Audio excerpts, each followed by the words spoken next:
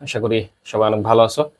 আগামী 26-27 সেশনে আসন্ন যে ভর্তি পরীক্ষা জাহাঙ্গীরনগর ইউনিভার্সিটিতে, এটা আসলে বিভাগীয় পর্যায়ে নেওয়ার প্ল্যান করছে এবং অনেকটাই এই প্ল্যানটা অগ্রসর হয়ে গেছে। উপকমিটি গঠন করছে, এটা তোমরা জানো। তো ইউনিভার্সিটি চারটা: Rajshahi university, Chittagong university, SUST, এরপরে হচ্ছে খুলনা ইউনিভার্সিটি।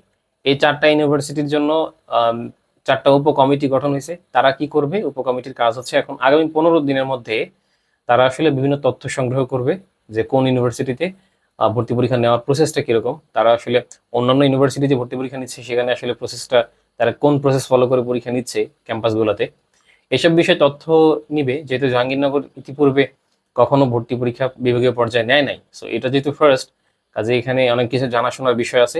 তো তাদেরকে স্যাররা হচ্ছে আগামী 15 দিনের মধ্যে জানার পর একটা প্রতিবেদন দিবে, মানে হচ্ছে যারা মেইন কমিটিতে আছে সেখানে হচ্ছে বিষয়টা উপস্থাপন করবে যে কিভাবে আসলে ভর্তি পরীক্ষা নেওয়া হয় সাধারণত, কি কি লাগে, এইসব বিষয়গুলো নিয়ে একটা পর্যালোচনা করে আগামী 15 দিনের মধ্যে স্যাররা হচ্ছে একটা রিপোর্ট এখানে সাবমিট করবে। তারপরে হচ্ছে একটা সিদ্ধান্ত আসবে। হ্যাঁ, মানে চূড়ান্তভাবে জানা যাবে যে কিভাবে আসলে ভর্তি পরীক্ষা অনুষ্ঠিত হইতে যাচ্ছে।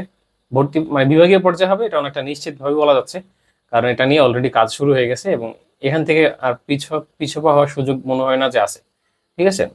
তো এখন তোমাদের প্রশ্ন হচ্ছে যে ভাই এটার কনসিকুয়েন্সটা কি হইতে পারে, যে প্রশ্নের প্যাটার্ন কিরকম হইতে পারে এবং হচ্ছে চান্স পাওয়াটা কঠিন না সহজ হয়ে যাবে আরো, বা বিষয়টা কি। তা আমি তোমাকে একটা উদাহরণ দিয়ে বলি। রাজশাহী ইউনিভার্সিটির 4-5 বছর আগের কাটমার্ক দেখবা। হ্যাঁ, আমি যখন ভর্তি পরীক্ষা দিই তখন আসলে 100-র মধ্যে মধ্যে রাজশাহী ইউনিভার্সিটিতে তখন হচ্ছে 48 থাকতো কাটমার্ক, 48, 50, 52 এরকম কাটমার্ক থাকতো যখন নিজস্ব ক্যাম্পাসে রাবি ভর্তি পরীক্ষা নিত। কিন্তু দেখো, যখন লাস্ট 2 বছর ধরে রাজশাহী বিশ্ববিদ্যালয়ে বিভাগীয় পর্যায়ে ভর্তি পরীক্ষা নিচ্ছে, হুট করে কাটমার্ক দেখলাম যে বেড়ে গেছে 100-র মধ্যে 62 পাওয়া লাগতেছে, 63 পাওয়া লাগতেছে। এরকমও হয়েছে কিছু শিফটে। হ্যাঁ, তো 62, 63, 65 এরকম কাটমার্ক যদি চলে আসে 100-র মধ্যে, তাহলে দেখো সেটা ইনক্রিজ করছে না অনেক। এটার কারণ হচ্ছে বিভাগীয় পর্যায়ে ভর্তি পরীক্ষা নিলে এমন এমন স্টুডেন্টরাও অংশ নেয় যারা আসলে আহ, এমনিতে রাবিতে গিয়ে পরীক্ষা দিত না, এত দূরে গিয়ে অনেকে পরীক্ষা দিত না। ঠিক আছে। তো ধরো হচ্ছে এমন অনেক মেধাবী স্টুডেন্ট আছে যারা নিজের বাসা থেকে দূরে গিয়ে পড়বে না, তাই আহ, কি করে না, দূর দূরান্তে ক্যাম্পাসে গিয়ে ভর্তি পরীক্ষা দেয় না। So, যখন বিভাগীয় পর্যায়ে হয় তখন কি করে, ওই ছেলেটা বা মেয়েটা ভর্তি পরীক্ষায় অংশগ্রহণ করলে যখন চান্স হয়ে যায় তখন আসলে আবার ভর্তি হয়ে যায়। তখন আবার বাড়ি থেকে দূরে গিয়ে পড়তে রাজি হয়ে যায়, যেহেতু চান্স হয়ে গেছে। চান্স হওয়ার পরে ওটা ছাড়া অনেকের জন্যই কঠিন হয়ে যায় যে এই অপরচুনিটি আমি ছাড়বো কিনা।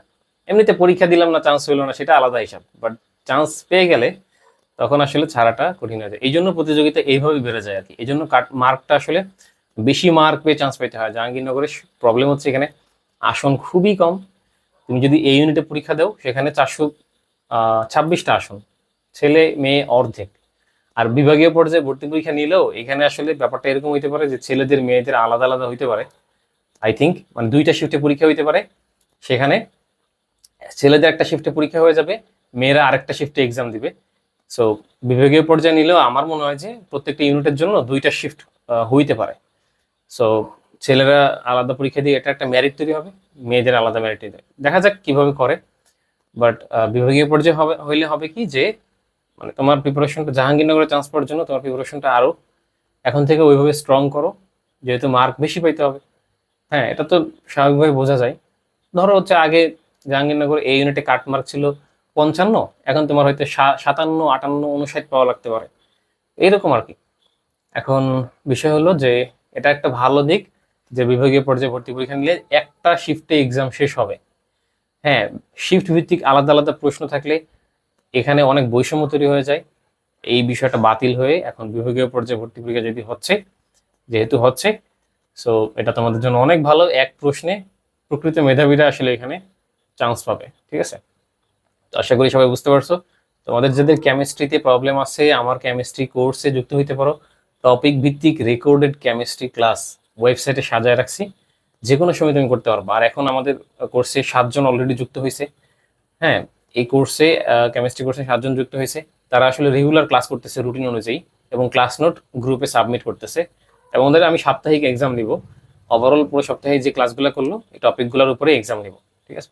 এভাবে আসলে ক্লাস, কেমিস্ট্রিতে প্রবলেম থাকলে ক্লাস প্রয়োজন আছে, ঠিক আছে? তো ক্লাস করো। আমি আমার ডেমো ক্লাস দেখো। আমি আয়নিক একাডেমি ফেসবুক পেজে টুকটাক ভিডিও দিচ্ছি, সেগুলো দেখতে পারো। অ্যান্ড কোর্সে যুক্ত হলে আমাকে জানাইতে পারো, ঠিক আছে? সবাই ভালো থাকো। জাহাঙ্গীরনগর বিশ্ববিদ্যালয়ে যারা ভর্তি পরীক্ষা দিবা, বিশেষ করে সেকেন্ড টাইম দিবা, তোমাদের সেকেন্ড টাইমে জাহাঙ্গীরনগর ইউনিভার্সিটিতে চান্স পাওয়ার স্কোপটা বেশি থাকে, কারণ কোনো মার্ক কাটে না সেকেন্ড টাইমের।